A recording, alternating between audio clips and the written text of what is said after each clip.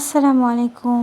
অনেক অনেক দিন পরে চলে আসলাম নতুন একটি ভিডিও নিয়ে। আশা করছি সবাই সুস্থ আছেন এবং ভালো আছেন ইনশাআল্লাহ। আমিও আলহামদুলিল্লাহ ভালো আছি। চলে এলাম নতুন একটি ভিডিও নিয়ে, যেহেতু সামনে কুরবানি ঈদ চলে এসেছে, তো এখন যাচ্ছি বাড়িতে। ইনশাআল্লাহ সবাই একসাথে ঈদ করব, এটাই তো ইচ্ছা। তো যে অবস্থা জ্যামের বা গাড়ি ভাড়ার, গাড়ি তো পাওয়াই যাচ্ছিল না, তাও অনেক কষ্টে একটা গাড়ি পাওয়ার পর আমরা বসেছিলাম। বাস তো আমরা পেলামই না, যাও অটোতে বসেছিলাম কিন্তু অটো ছাড়তেছিল না। আমি দাঁড়িয়েছিলাম এদিকে, আমার বউ বলতেছে তুমি বসো। যখন অনেকক্ষণ অপেক্ষা করার পরেও অটো ছাড়তেছিল না, তখন আমরা ওই অটো থেকে নেমে যাই এবং অন্য অটো খোঁজাখুঁজি করি, যেহেতু ঈদের সিজন চলতেছে আর একদম আজকে চাঁদ রাত, তো ভাড়া যেমন বেশি ছিল তেমন অটোও পাওয়া যাচ্ছিল না, বাস তো পেলামই না।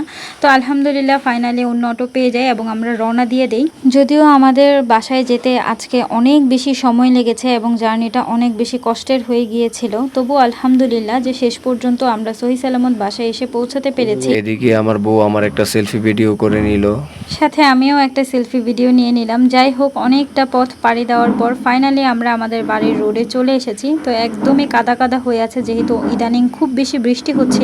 ওই তো নাহিদ সামনে চলে গেছে, এত তাড়াতাড়ি হাঁটে, ওর সাথে হেঁটে আমি পারি না। তো যাই হোক, ও একদম বাসার নিচে যে চাবি চাচ্ছিল কেচি গেটের, এদিকে আমি আস্তে আস্তে আসতেছিলাম এবং সবচেয়ে বেশি এক্সাইটেড যেটার জন্য ছিলাম, যে আমাদের কালাল চানটাকে দেখে আমার কলিজাটা ঠান্ডা হয়ে গেছে। আলহামদুলিল্লাহ আমরা আজকেই দেখলাম, কিনা হয়েছে আরো 3 দিন আগে। তাকে দেখে একদম মনটা ভালো হয়ে গেল। তো নাহিদও দেখতেছিল, ওর আবার গরু অনেক পছন্দ, প্রতি বছরই ও গরুর সাথে অনেক সুন্দর একটা সময় কাটায়, আমি দেখি খুব ভাল লাগে। তো যাই হোক, আমরা অপেক্ষা করতেছিলাম, চাবি দিল, এরপর আমরা ঘরের ভিতর চলে যাই একদম ফ্রেশ হয়ে। তারপর হচ্ছে নিচে আসি, এরপর হচ্ছে ওর সাথে মানে কালাল চানের সাথে কিছুটা সময় আমরা কাটাই।